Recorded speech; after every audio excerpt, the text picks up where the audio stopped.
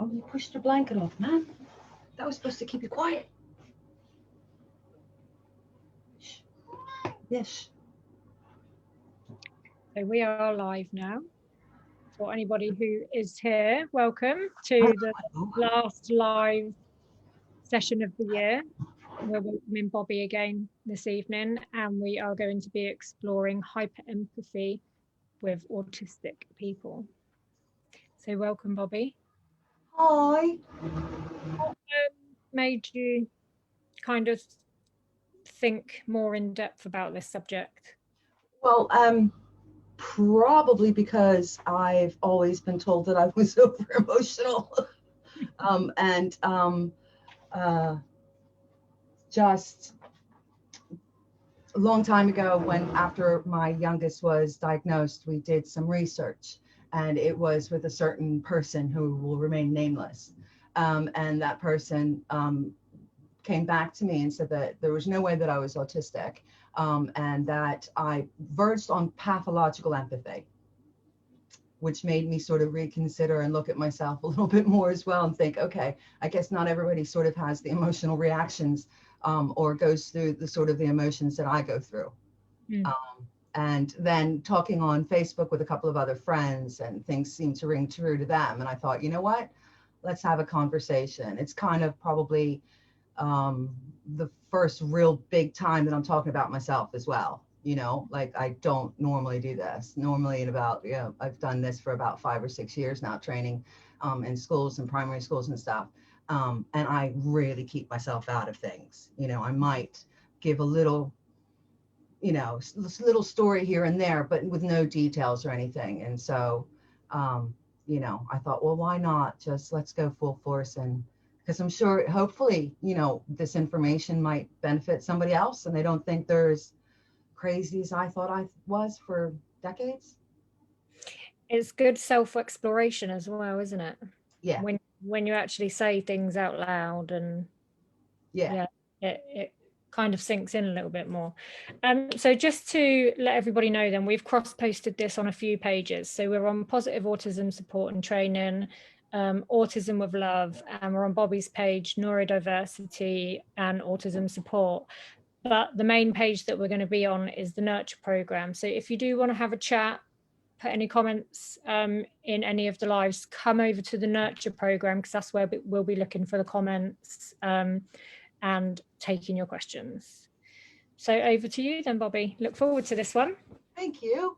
Thank you. Guys, I'm not going to be able to look at any of your comments, not until, maybe the end, and possibly not even after that. I'll come back at the end and see how you are. And if we're all right, then we might be able to take some questions, but I can do all that from my end. So thank you very much. Don't you worry about any of that. Thank you very much. Now, I have done this before. I'm sharing the screen. Yeah. Hopefully you'll be able to see me and my screen. That is not working, is it? Yeah. Oh no, you need to go on to the bit that you done last time. So it's, give me a sec. I did it and I thought I got it right this time, but obviously I got it very, very, very wrong.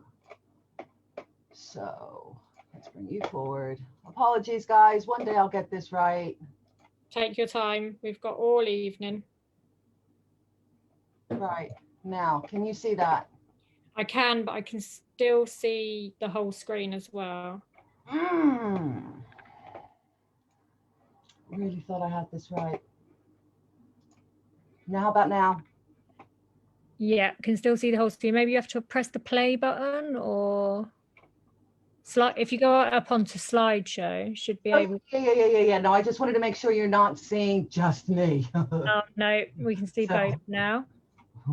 Here we go. And it's flipped. It's flipped. No. You're not seeing the full screen. I know you're not, because it's flipped. Forgive.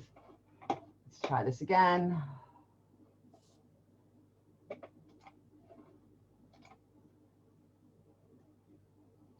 I don't believe this. My husband was messing around with this. That's it. That's it now. Now.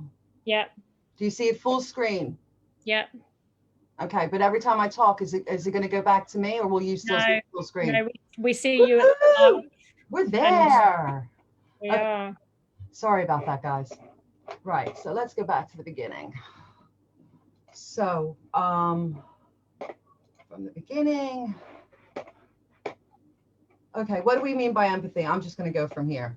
The reason I explained sort of the reason I did it, which led me to look into what we mean by empathy. And empathy actually has three parts to it. But the basic idea of empathy is the ability to understand and share the feelings of another.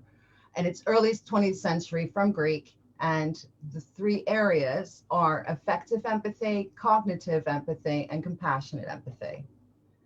Right. So what do we mean by effective empathy? Effective empathy is those emotions, those immediate feelings. It's kind of those things you can't control. It's an unconscious automatic response. It allows us to feel what another living thing feels, and it can sort of extend to objects. So personification, and I cannot say that word without stumbling over it, so I'm not going to, but I'm hoping people can read it. But for me, for example, when I was little, I have vivid memories of putting my toys to bed, for example, and I couldn't sleep unless I thought they were thoroughly covered up and comfortable. I mean, they were virtually real to me. There was no other way of putting it.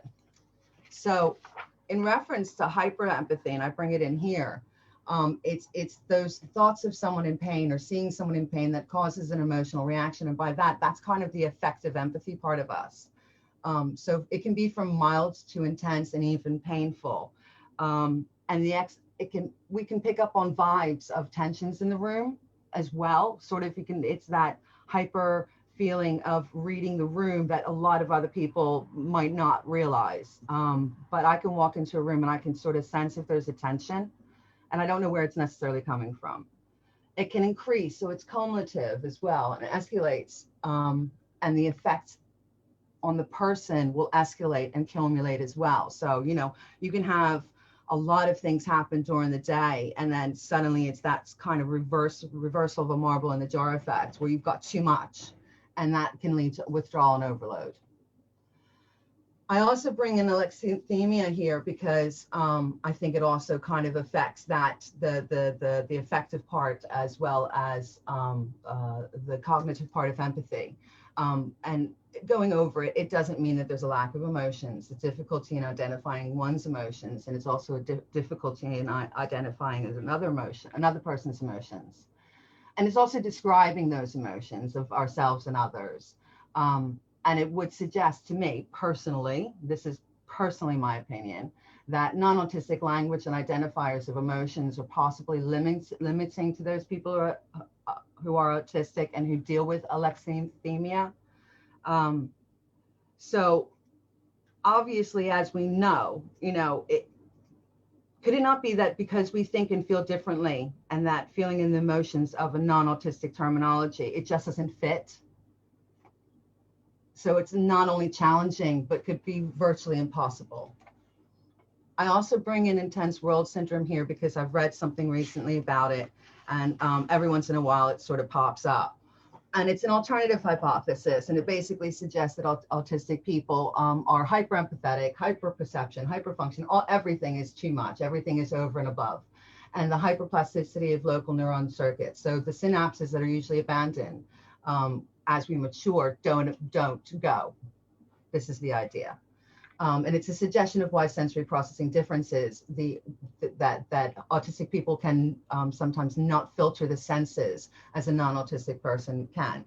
And it says that this is one of the reasons of sensory overload. But are there really valid concerns about this? And I would love to see an autistic academic get into this and sort of either validate it to, whatever validation there is, or absolutely rip it apart, because the suggested therapies that they're putting forward on this are really, really suspect, to say the least. Okay, cognitive therapy. And forgive me, I'm getting a dry mouth, so I'm going to take a drink. It's the conscious ability to work out what others are thinking and feeling. Probably sounds very familiar. It's an intricate process that allows one to figure out what someone is saying, even if they're vague or behave in a different way to the way they're speaking. But I say, what of those who think and feel and process differently in a non-autistic world? Like, what effect does this cognitive therapy, if it's based on, non-autistic terminologies and non-autistic ideas, what does that mean to people like us who are autistic? And then comes in one of my favorite, which is the double empathy problem, or the double empathy theory. And it's difficulties in communication and empathy between non-autistic people and autistic people at its basis. It's flawed cognitive empathy on both sides. So it's, a lot of times we hear as autistic people that it's, it's us that's the defect. I like double empathy because it's basically saying, well, actually, both could possibly have a difficulty here, So it's a mutual incomprehension that occurs between people with different dispositional outlooks and personal conceptual understandings when attempts are made to communicate meaning. And that's by my friend and a well-known academic autistic, Damien Milton. And both parties actually experience this. It's not just one-sided. And it's basically, in its nutshell, kind of a lack of translation, to put it better. And I like that. And that's one of Damien Milton's specific quotes. So we also can then bring into this, on the cognitive side, the theory of mind and mind blindness. And, SBC, in the Salian test, the idea of, the one doesn't know where the other one's put the ball or the doll or whatever it is when the other one walks in. And it's the ability to understand the desire, intentions, and beliefs of another, a skill that develops apparently between the ages of 3 and 5 years old in typically developing children. I say, again, personal opinion here, that it's faulty because it doesn't consider autistic differences in thinking, feeling, perception, and the autistic child's spiky, i.e. different profile, different developmental profile. And again, mind blindness, really basically theory of mind. And it suggests that autistic children are delayed in developing their theory of mind. Consequently, they are mind blind to the feelings, intentions, thoughts, and motivations of others. Again, I think it's flawed because it doesn't consider the autistic differences. And again, in my opinion, this is where, the double empathy kind of comes into play hard, because, these deficit models have been given to us. And at the end of the day, isn't it logical that if we think differently and they think differently, there's going to be a communication, either gap or clash or misunderstanding? My opinion, once again. But also it comes to mind that, we put so much on autistic children, and how are autistic children, for example, to know exactly what's the correct and appropriate response if they think differently and they're dealing with a non-autistic child? Anyway, so looking at PDA and EA, and by EA I mean exposure anxiety. I went into this briefly before, but I'm kind of not sure where it fits with PDA. I think there's definitely a correlation. I don't know if it's a type of PDA. I'm not exactly sure. I'm still learning a lot more about PDA and to sort of figure that out. But it's the excruciating sense of audience to one's own existence. So what it means is that you feel like you're on show all of the time. And that on show could even be to yourself. So it involves interception as well. So my question is, how does PDA and EA interact with effective cognitive and compassionate empathy by those non-autistic terminologies, those non-autistic parameters that are put on those things? And how does it interact with hyperempathy? Can a PDA child also be very hyperempathetic? I know my child having exposure anxiety is also hyperempathetic. And with alexithymia, sorry, I never say that right. Same thing, my youngest struggles sometimes describing, or did very much when they were younger, describing, how they were feeling, and specifically pain. And then also when we bring in the double empathy problem, So anyway, compassion, empathy, the last sort of main part. This is the feeling concern for someone, but with an additional move towards action to negate the problem. So it's empathetic concern, and it moves us to act or help whenever we can. And in my experience, I think we have this in abundance. I really do. Maybe that's why a lot of autistic people become advocates, environmentalists. They work with animals. I personally think there's compassion in spades in autistic people, and in my dealing with the community, I have found nothing but that, more so than some negative experiences, but overall very, very positive and compassionate, and accepting. So I also think it allows autistic people to be creative in solutions because we think so differently. It can actually make us see a solution to a problem that others may not necessarily can see. Again, it's problematic when you're, dealing with the non-autistic world and knowing how to actually help and support them. So, for example, I love hugs. I'm an affectionate person, but only with people who know me, and I know them and I actually care about them. But, and it is, lucky for me, an acceptable way of showing compassion for somebody. But if you don't like hugs and you don't want to give hugs or receive them, that accepted way of showing compassion is completely gone to you. And then for somebody like my child, it was difficult to then say, well, how do I do that then? How do I show them compassion? What are the acceptable ways? What else? Okay, so this part I'm going to talk about me for the first time. And I don't have a lot of pictures, but we're going to go for it. So, me as a child with my sister, and as I said, I don't have a lot of photos. This was me in about nursery, and looking back, I realized that I was affectionate with people that I probably shouldn't have been. I remember hugging my nursery teacher, who was a nun, and telling her I wanted to tell her a secret so I could give her a kiss. That was just outpouring of me. Here I am, a little bit older, and this is probably the time when I remember having what I realize now are probably full-on panic attacks, just freezing. Somebody showed up at a bus stop, and we're in America, you're on a yellow bus. So you show up at the bus stop and there are other kids that show up as well. And there was a new kid there. He was older, didn't have any idea who he was. And I remember virtually hyperventilating at the thought, at literally seeing him. But what makes me laugh about this picture is I absolutely adore that doll, but you can tell by my face that there's no way I was happy about what I was wearing. This good old Catholic girl. I'm smiling here mainly not because of what I'm wearing, because I couldn't stand what I was wearing, but I'm with my two best friends. And I had one other friend who was Down syndrome, and that was literally my childhood. 3 people.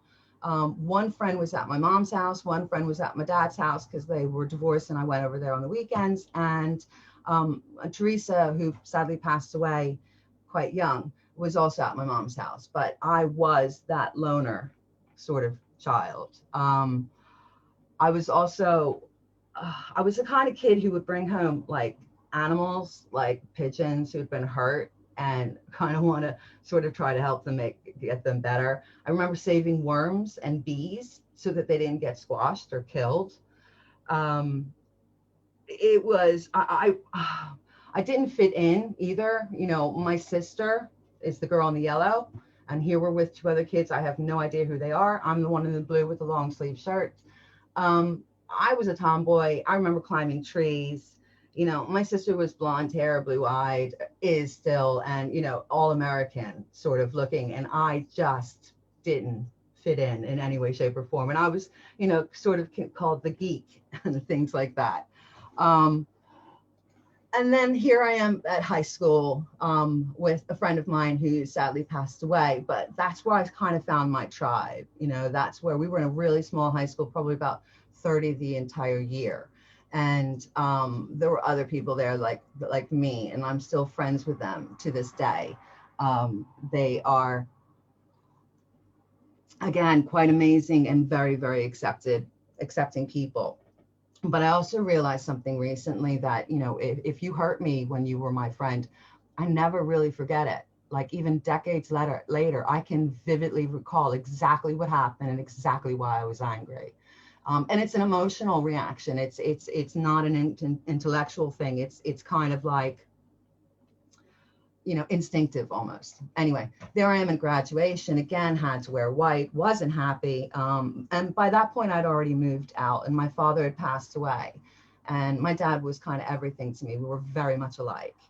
And I think that was the time when I realized that, a big part of my life was gone. And I probably went through a type of autistic burnout as well as depression. unsure. But during my childhood is also when my grandmother became really important to me, because I think she sort of kind of knew.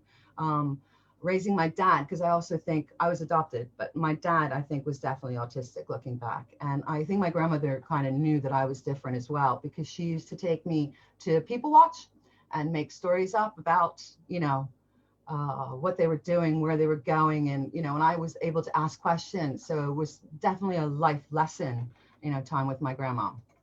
Anyway, getting older, and this is me, like within 3 months out of high school, kind of had myself tattooed up, cut my hair, and kind of became a bit of a party girl, for lack of a better way of putting it. And this is my best friend at the time. I love to dress up. This was me at Halloween, but the wig and the dress I already had. I just kind of put it together for a Halloween thing. And I was clubbing, and you had to be 21 to club, but I kind of sort of, I don't know, talked my way in probably. Um, and then this is when I moved to the UK the first time, and I did an art and drama course, and stayed with an amazing woman. Um, Also changed my world. Really fun time, and kind of got me away from that partying lifestyle. So it was very much beneficial. And this is me and my partner now. Kind of met him after I returned to the States, and we were running a pub. And then I became a makeup artist.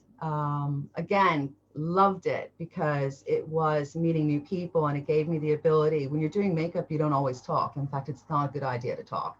So you kind of had a chance to kind of listen in and listen to people and figure out things. So it was a great time. I enjoyed it very much. And this is me after my kids were born, and I started my autism journey. By this point, I was a one-to-one in a primary school working with autistic kids. Again, loved it, but having the kids definitely spurred on this need to make sure no other parents went through what I was going through when they were small, and the fighting that you have to do, unfortunately, against systems, but also that more people understood what autism was and is, and kind of got me into where I am now, which I work for myself. So I wanted to give that background, because I wanted, before I go into the dangers and considerations, because I don't even want to talk about this before I actually sort of, say that I kind of know what I'm talking about because of experience. So being hyper empathetic can lead to attracting unhealthy relationships, narcissists, abusers. I've probably been abused in every way you possibly can think of, virtually. Because I trust people too much, I am too kind, and I want to help, and I care. So it can lead to abuse. And it could also lead to draining and burnout. And it's, you're dealing with non-autistic people, and you're dealing with all the pressures and all the different things of life in of itself. And we don't talk about enough about how, we burn out. We just can't do anymore, and it's not a depression as such. Yes, during the time that my father had passed, there was a depression there, but there was also a bit of a burnout as far as I'm concerned, because I didn't want to think about anything. Like it was, I can't function, and almost, was suicidal to a degree. Because you're also dealing with anxiety from different sources, from worrying about other people's emotions, worrying about, how they're doing, and worrying about yourself. And then there's also a confusion, especially if alexithymia is involved. If you don't understand what society deems as happy and sad and all those complex emotions, then it can be extremely confusing to understand why you're feeling them so much, or the emotions you are feeling. And self-medication and addiction, of course. I was a party girl. I did do things that I wouldn't even dream of doing today. Thankfully, it never led me to any sort of addiction, but that's not necessarily the case for everybody else. So what can we do? My opinions, again, understand empathy and hyper empathy, and what it actually means to you, to the person that you deal with, that, or live with, pardon me, or friends with, that is possibly hyper empathetic. Work on advocacy. Yeah, definitely. I think with more advocacy, with more understanding, comes more acceptance, comes more, less difficulties, less disabling of a non-autistic world and being an autistic person. And help understand double empathy. If they understand the problem, you all can work, to fix it, to correct it, to work towards it, to think about ways to bridge that gap, and continue to validate autistic experiences. I'm grateful to my 19-year-old. They're validating me constantly every day since I kind of think that I am. And, on this way to the probably 2-year wait to my diagnostic appointment, I'm grateful to have my friends and grateful to my 19-year-old who is being so understanding and accepting. References, because I love myself a PowerPoint, so I love myself some references, some more references. And that's me. And Jody, I'm done.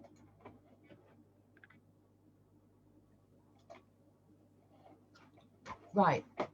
She will come back. There she is. Hiya. That was brilliant. Yeah. There was actually a couple of things on, I think, slide 2 or 3 that it might be worth going into if we can, because there was slide 2 or 3. It was just where you had like a list of all the things that could maybe contribute to hyperempathy. The thought of seeing somebody in pain. Those ones. Yeah, I think so. Possibly. Hold on. Somebody asked what exposure anxiety was, and because you only had the abbreviation. Yeah. Sorry. Yeah. Okay. Apologies. Let me bring it back over. Can you see it? No, I haven't shared it yet. I haven't shared it. Share the screen, Bob, and then they can see it.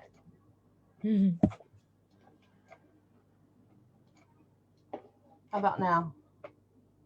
Yep. Okay. So hyperempathy, see, I just stumble over some words sometimes. I think it's that one. That's it. Yeah, it might be good if we could just have a little. This one. No. Go back again. Intense world. Right. Okay. The only reason I brought it up is because somebody had brought it up in reference to my youngest, and basically saying that have a look at this. Could it be that they're going through this? And it basically is just a theory currently, from what I can tell. I haven't found anybody who's definitely validated it. Science has seen apparently that some synapses in an autistic brain that are usually abandoned by the time you've reached an adulthood are still there in some autistic brains. Now, is it every autistic brain? I have no idea. Is it everybody? I have no idea necessarily, but they're saying that that could be why that the sensory processing differences come into play, because a non-autistic person filters and prunes those sort of, extra things that come in that autistic people and senses, the buzzing of the light, for example. Yeah. You hear of non-autistic people telling you, and there's a bit of it that I'm not sure if this is why one of the reasons I question myself being autistic constantly is because I know I have some sensory processing differences, but mine are very slight in comparison to, for example, my child's. So I'm not 100% sure, if every autistic person has it to the same degree. But the children I used to work with, there was one child, it was like a Gestalt situation. All those senses came in at once and there was no filter. So the level of me talking was the same level of that light buzzing, yeah, as well as the car going outside. They all came in at the same time, as well as the feeling that was scratching on it, all at the same time. So they say that this intense world syndrome idea could be that child, for example, hasn't had those synapses being cut away. Yeah, that they're still there. Right. And like I said, I'm looking for somebody. I don't consider myself an academic, even though I did myself, my nice little autism degree that changed my world, like literally. But there are people out there that are so much smarter than me, autistic academics. I would love to see if somebody else, and maybe somebody out there knows that somebody else has taken this on and has looked at it, because I'm wondering how much of that is true, So I wanted to discount it as a way of saying that this is a reason why people could be hyper empathetic, Does that make sense? Yeah, absolutely. Right. And then there was another one you said. So the cognitive, we know about that. That's like when you literally have to figure that one out. And then double empathy. Was there anything about? Yeah, because I'm sure that should be straightforward. And then I went into the theory of mind and mind blindness to sort of counteract the double empathy, but it kind of answers the double empathy. You know what I mean? It answers it and it negates it. And then we go to EA and PDA. So what I'm asking is, if for example, I'm kind of coming to the conclusion that my youngest is definitely has exposure anxiety, that like I said, that feeling, the excruciating feeling of audience to one's own existence. So he feels on display and feels that people can almost read his brain sometimes. It's so, but he's also very, very, very empathetic like I am, feels things very deeply. And then the alexithymia comes into play. The only reason why I'm pulling this all up is because of my youngest. And the alexithymia comes into play where you don't always know how to respond, how you feel it. You want to be compassionate, and the compassionate level of my youngest is through the roof. Doesn't always know what to do with that. Doesn't always know. And could that be the double empathy at play? Is that all a culmination of he doesn't know what to do with that. They don't know what to do with that. My 19-year-old doesn't know what to do with that. With non-autistic people, with autistic people, there's not a problem. Yeah. So Ian says, other people's emotional pain or joy can overwhelm me. My own, not so much. Therefore, I tend to recoil from situations where strong emotions arise unexpectedly, not from a lack of compassion, but from sheer self-preservation. Absolutely. And that's what I mean by, like, I can walk into a room and I can feel the vibe. I am that person that cries at commercials, and I avoid certain movies because I know I'm going to bawl. Sitting in a Pixar movie with my children, very, very tiny, and their mother is bawling her eyes out. Nobody else is, but I'm crying away like a fool. There's certain songs I use. Music is intense for me. Like, I feel music. I don't know if there's a synth I cannot say that word either, but a crossover between my senses with music or my emotions with music.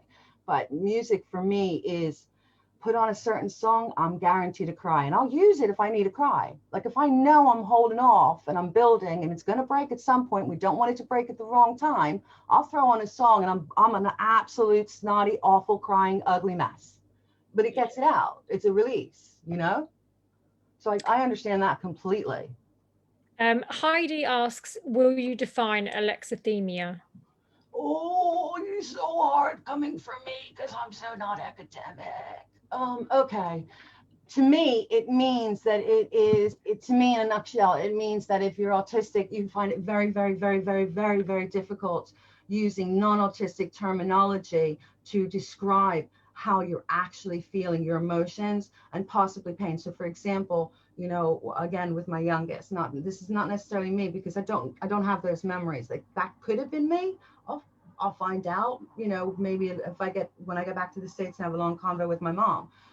But with my youngest, they thought I knew exactly what they were thinking. They thought I knew how they were feeling. And when they were in pain, they thought that I would know, like I should have known.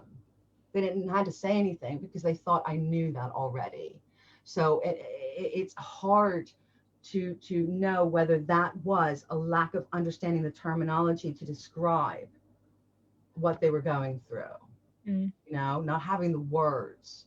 And I also think that maybe that's why when kids are really, really little, the nursery kids that I worked with, one child would hit a child if they saw them crying, and I think that's a sensory of maybe not understanding the emotion, but also sensory overload of, oh my God, that sound, so a couple of things at play, possibly. Yeah. So, sorry if I say your name wrong. Naimi? EA means to me that I fear that I get into attention of all around me and then I behave stupid. I don't want to be in the spotlight. Yep. She says all stuff comes in at the same time. You're talking, TB, light, smells. And Jodie Smitten says, is this intense world theory being written about in the book The Boy Who Felt Too Much, a doctor who wrote about his son? Oh, possibly. I don't know that book. Interesting. Or Jodie, can you grab us the link and pop it in the comments, please? Lovely. Haley says, look up Olga. Oh, I know Olga. Olga was one of my lecturers. Olga is brilliant, please understand. And I've got to be honest, because I'm talking for myself, purely for myself, okay? Olga is absolutely superb when it comes to sensory processing differences. And there's one book, Senses in the Outer Edges of the Universe or something like that, which is sublime. I mean, changing, mind changing, you know, like really opens and helps you understand the sensory processing differences if you don't understand them. But I would say be very careful delving too deeply, because there's some other things that I can't agree with. I just can't. Sorry. How to say that. Linda says ignorance to people on the spectrum is not empathetic from so-called neurotypical neighbours at my address. Because of my anger at my family while shifting cattle, I made a public show of myself that day. No animals were harmed. Thankfully, I wasn't locked up in a mental hospital. See, that's the double empathy, man.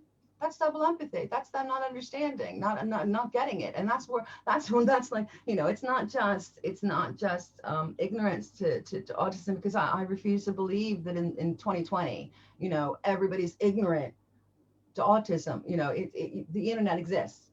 You can find it. The problem is there's so much misinformation out there, you know, which is why we kind of do what we do, because of the misinformation, you know. So it's difficult. It's really hard, because 9 out of 10, if that person realized that you were having a moment, they may not have reacted the way they did.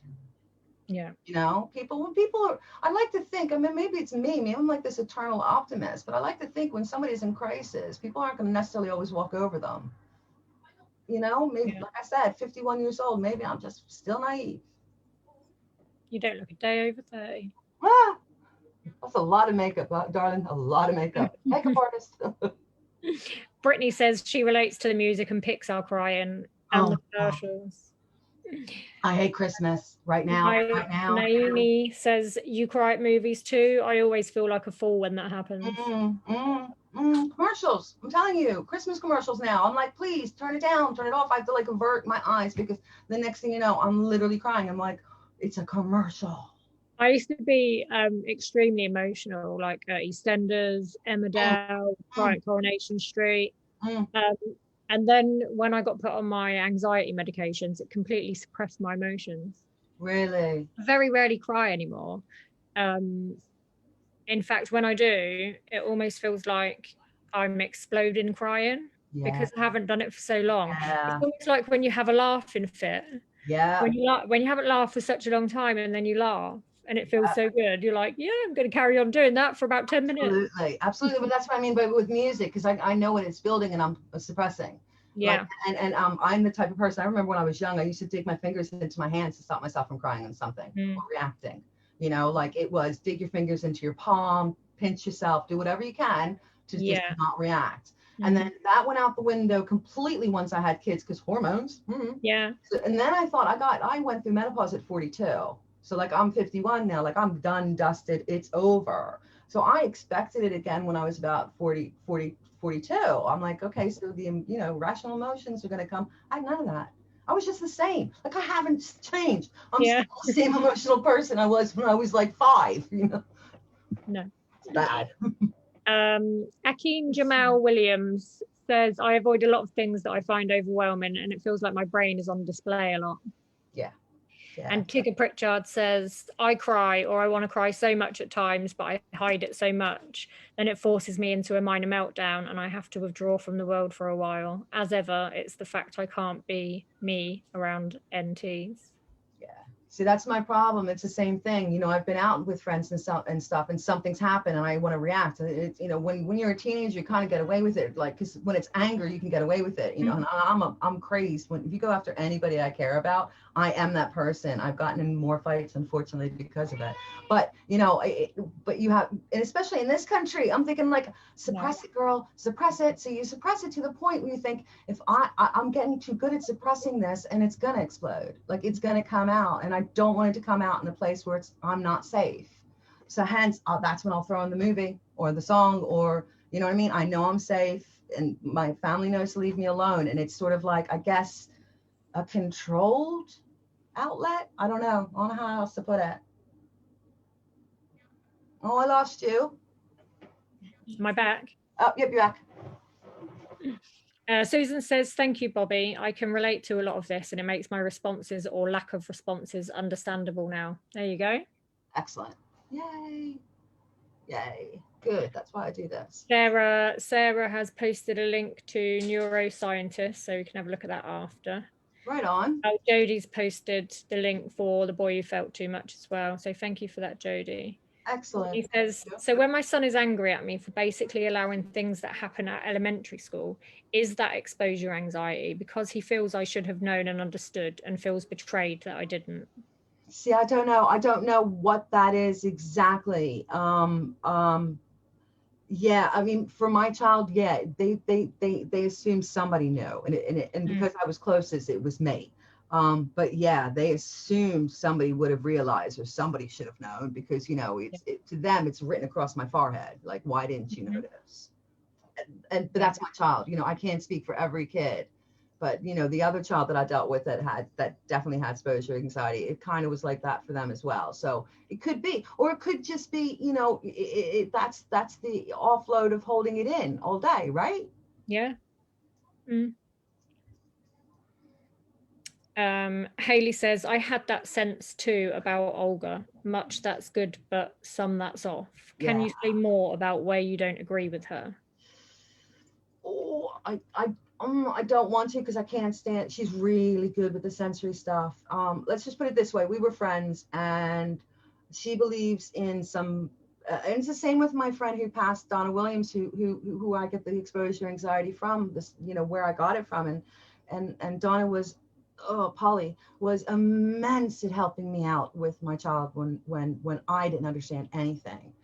But Olga and Polly, Donna Williams, you can read it in their books. They believe there's a biological element that can be changed. Yeah, like it can be changed with for Polly and I used to have arguments, like regardless of being close, we used to have like full on arguments, and because it was, oh, take this enzyme, or change this, or withdraw this food, or do this thing. I when my son was first, or when my 19-year-old, forgive me, child, now I'm saying his name, say I'm losing it. When my youngest was first diagnosed, I did the whole American, looked at was it vaccines? No, threw that away right away. But then I looked at the GFCF diet stuff and enzymes and all these other things, and realized quickly that all I was doing was creating a more miserable child, who was limited to begin with, and now I'm limiting them even more. And it didn't make any difference. So I don't believe in those things. I'm very firm about that. I don't think, unless you are celiac, I believe is the term, that gluten, you can't have gluten, then you should be having freaking gluten as a kid, or as an adult. Like, there's a reason why we have to have the food groups that we have. And I'm not talking meat, people who are vegan, God love you, more power to you. But, playing around with diet like that does, in my estimation, in my opinion, and all the science sort of dictates, does not change autism. And it's not going to affect PDA, and it's not going to affect exposure anxiety. So, when I hear people I admire talk about them, I have to sort of say, okay, there's a line here, so that's the line.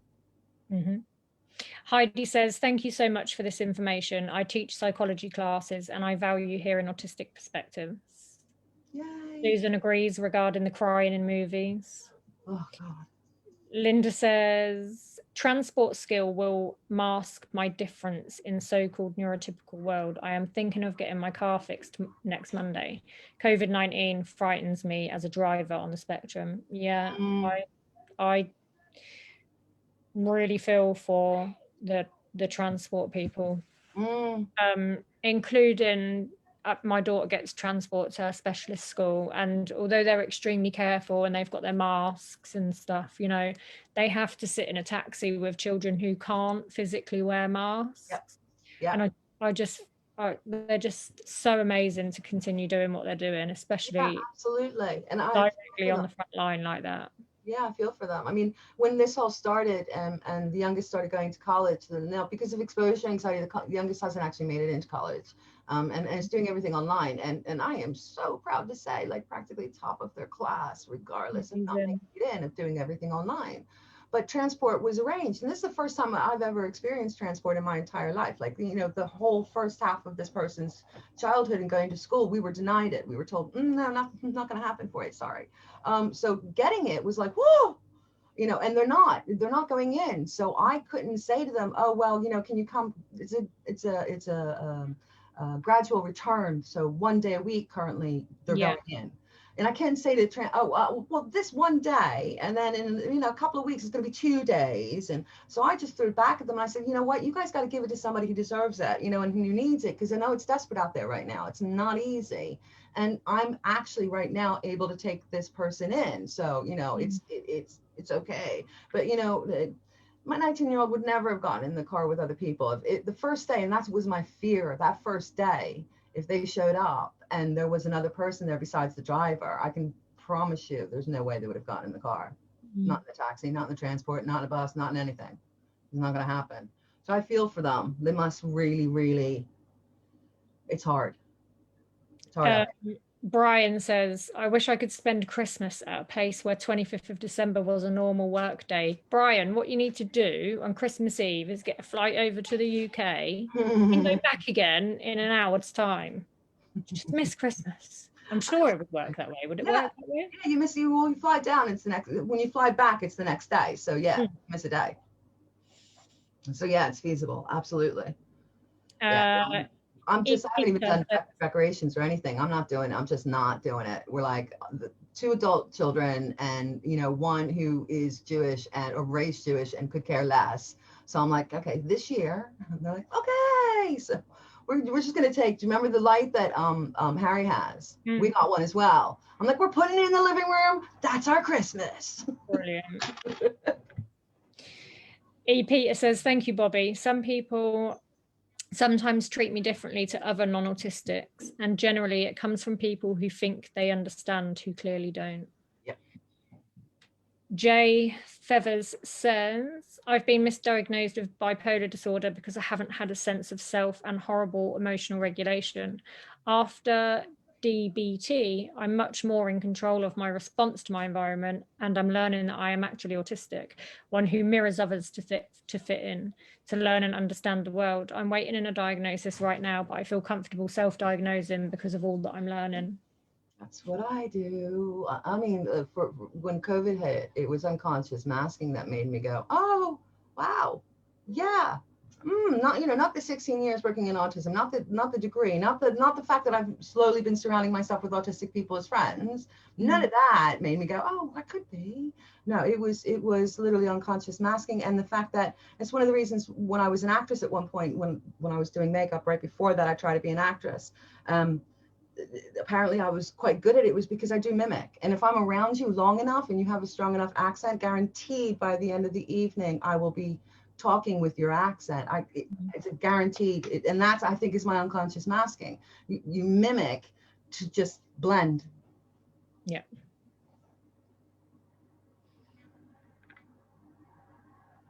But I often have to say, there's a part of me that actually possibly PDA that, you know, here, look, you know, like, it's not like I was ever going to blend in. You saw the pictures, you know, there was, as soon as I left that all girl, you know, private high school, I was like, Mohawk, you know, and I have never looked back. So there's a part of me that kind of, even though I'm trying to blend in and fit in, has rebelled against it.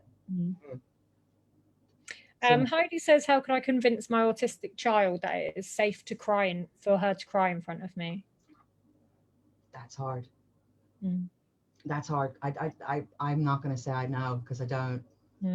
I don't know. I really don't know. I wish I did. I wish I did, because I went through that as well. You know, for mine, when they were younger, crying was giving into the EA. It, you know, was giving EA more ammunition. You know, you were supposed to fight against that. So I knew that there was that part going on. But thankfully, as they, especially after puberty and all of that, that kind of went out. And that's why I think they're hyper empathetic to a degree too, because when they cry, it's it's not just a few tears, it is like me, it's a full on, or when they laugh, it's again, I get a headache sometimes because of the way I've laughed so much. Jody, do you know what I mean? That's kind of like, when you haven't done it in so while, and then you do, and you just like, okay, my jaw hurts, I'm getting a headache. Definitely. Angela says, I'm autistic. I have to advocate for my child who is also autistic, and I'm met with and treated like I'm a neurotic parent or woman. I understand my child better than anyone. Please don't dismiss me. Why does this happen? It happens. We don't know why yet, but it does, and we just need to continue to keep fighting that good fight. Yeah. Brian says, I keep losing all the comments. I flew America to Asia one afternoon of the 29th of November, and 2 hours after I landed, it was 1 minute after midnight on the 1st. That's all right. Yeah.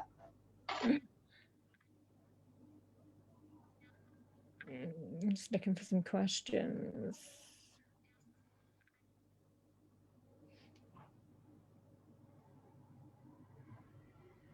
So Angela says she mimics others, that she feel makes her understand people more.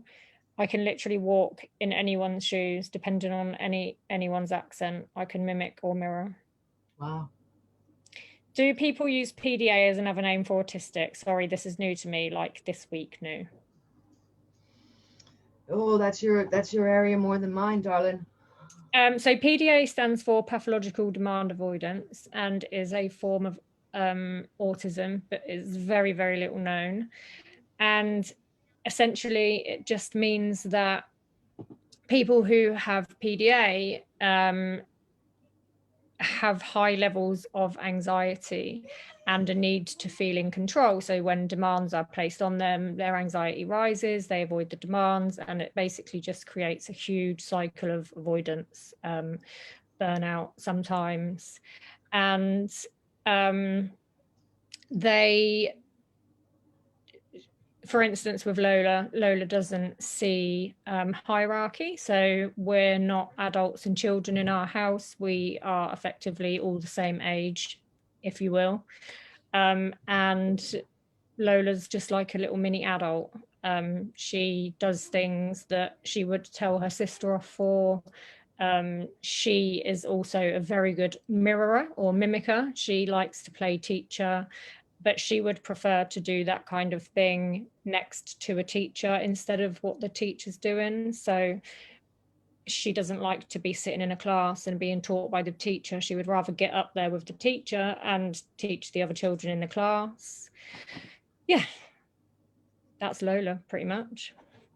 And this is why I kind of wonder whether exposure anxiety is a form of PDA, because there's so many elements of what you say that are exactly like what my youngest, exactly like hierarchy. I mean, they turned to the head at one point and said, "Who made you in charge?"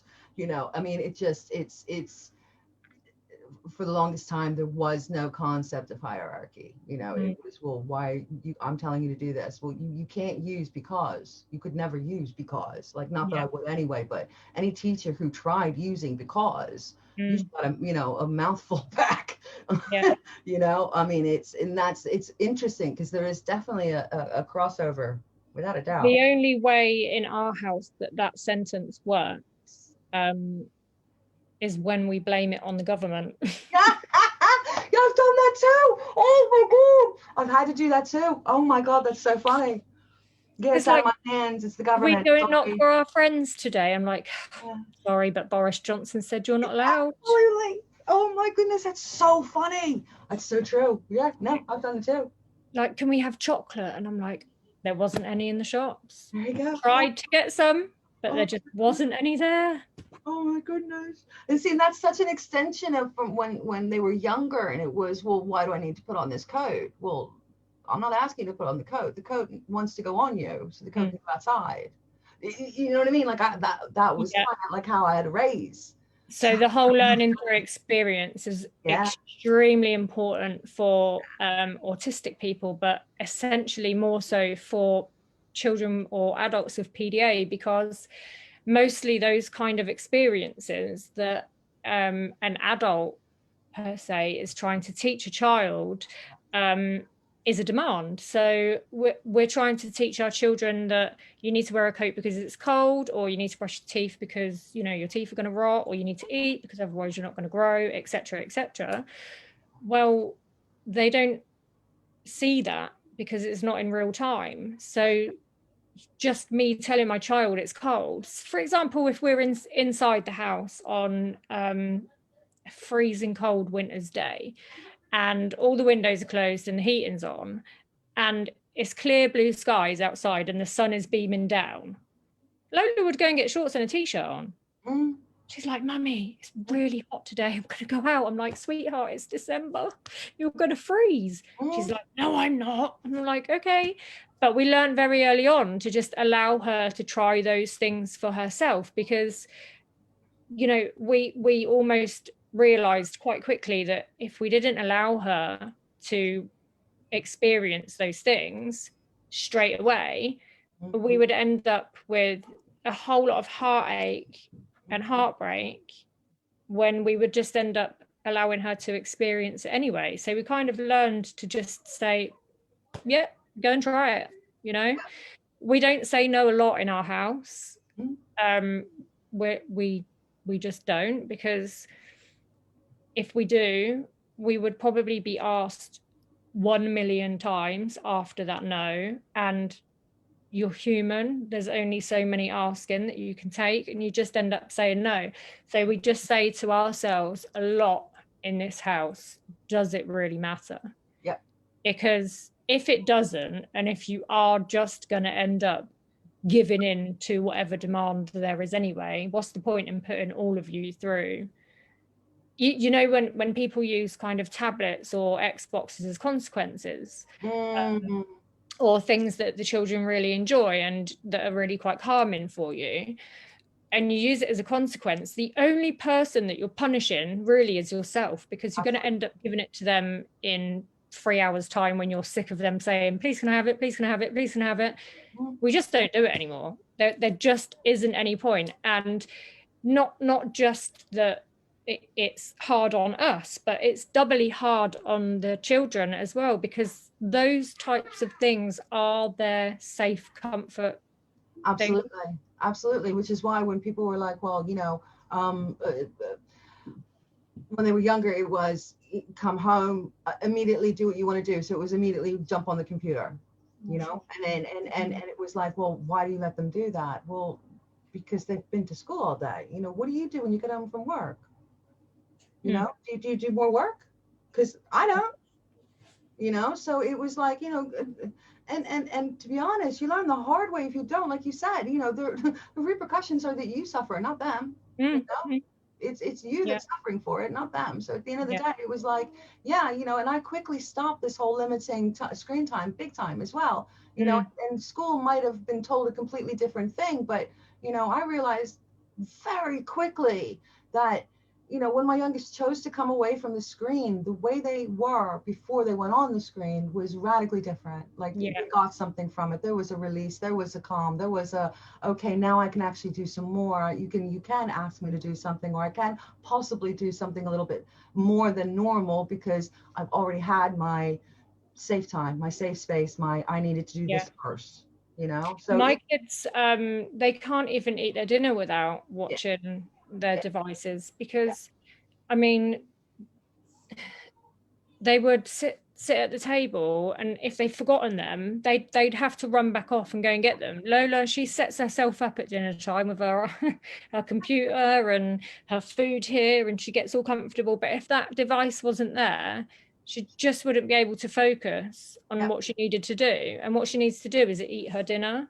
And I think it's quite difficult for her to kind of sit there without something to distract her from everything else going on around her. Absolutely. And still eat that plate of food and get a good meal inside her as well, because, you know, we noticed that if she didn't have those kinds of things to keep her grounded, then she just wouldn't come and eat. No, exactly.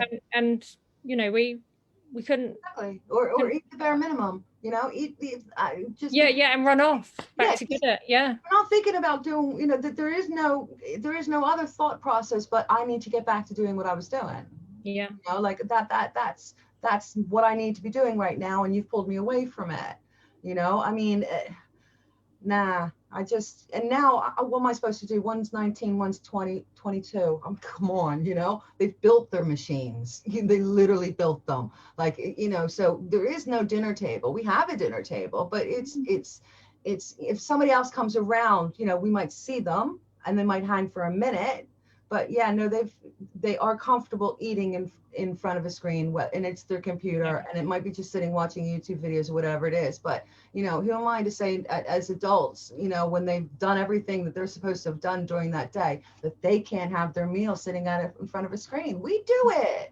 Yeah. You know, how many of us, you know, how many people sit and eat their dinner in front of a TV? Yeah. You know, so I don't see a problem. See, you No. got to pick your battles as far as I'm concerned, you know? Oh, God, oh. This has been amazing, Bobby. Thank you. It's been so lovely to talk to you again.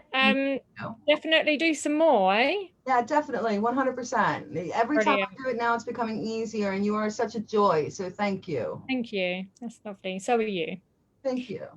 Right. Okay. So we will make sure that we get Bobby back probably in the new year now, because this is the last live before Christmas. So hopefully everybody has a nice, relaxing, I'm not going to say happy Christmas because Harry was have a very merry one. I had to get that in.